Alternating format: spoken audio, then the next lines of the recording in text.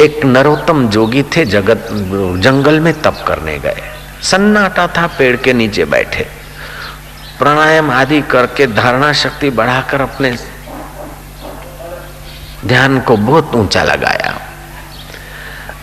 महाराज ध्यान ऐसा लग गया कि कई दिन, कई सप्ताह, कई महीने गुजर गए। उस सन्नाटे में चिड़िया ने उसके घर में, उसकी जटाओं में अपना घोंसला बनाया। चिड़िया के बच्चे हुए, बच्चों के बच्चे, बच्चों के बच्चे, ऐसे करते एक विस्तार हो गया पेड़ पर।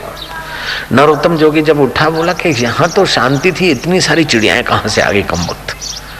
जो इधर को देखा तो एक चिड़िया ने बीट कर ली। नरोत्तम जोगी की आंख में पड़ गया, उसको गुस्सा आया, तो जरा गुस्से से देखा तो चिड़िया जलकर खाक हो गई।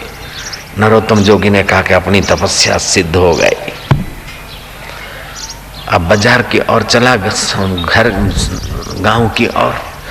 तो जब प्राणायाम करके समाधि करते तो भूख प्यास रुक जाती है, लेकिन जब आदमी चलता और प्राण की रिदम चलती तो भूख प्यास लगना है।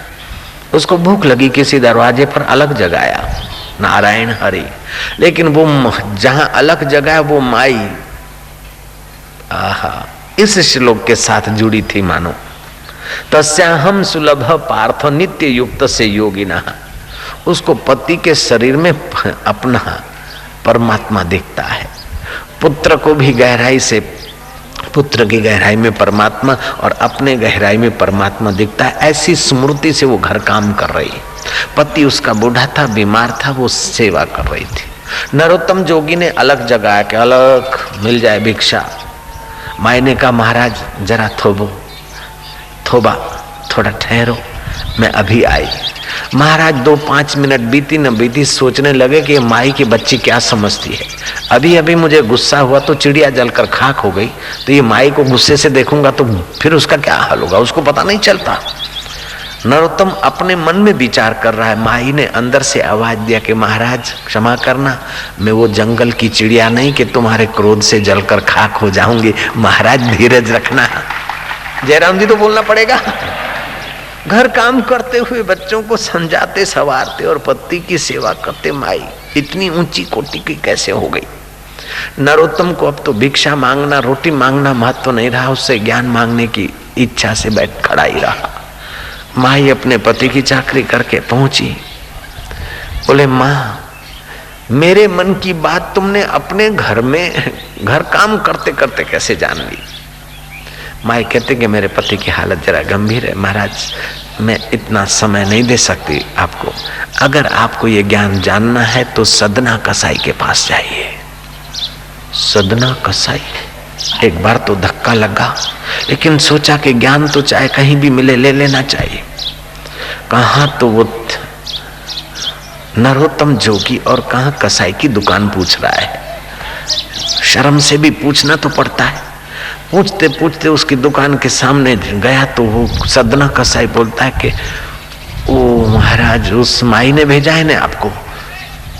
और धक्का लगा कि ये दुकान पे बैठा तोल रहा है मीट और माई ने भेजा, हद हो गई। बोले महाराज, मैं अपना ये दुष्ट प्रारब्ध का काम पूरा करके नहा धोकर तुम्हारे जैसे पवित्र संत के पास हाजिर होता हूँ। नरोत्तम जोगी बैठे रहे। सदना ने अपना नित्य जो कुछ था तराजू बराजू साफ सफा किया, नहाया धोया, पहुंच गया। बोले भाई, तुमको ये ज्ञान कहाँ से हुआ। बोले महाराज, मैं बाहर से कसाई दिखता हूँ, लेकिन मेरा उस कर्म में रुचि नहीं है, दुष्ट प्रारब्ध पूरा कर रहा हूँ। अगर मेरी जगह पर दूसरा होता तो 4 बकरे हलाल करता, मैं तो ऐसा ही लाता हूँ, थोड़ा सा बेचकर गुजारा कर लेता हूँ, मैं खाता नहीं। और महाराज, मुझे मेरे मन को मैं रोज भोजन कराता हूँ, बाद में अपने मुंह को भोजन कराता हूँ।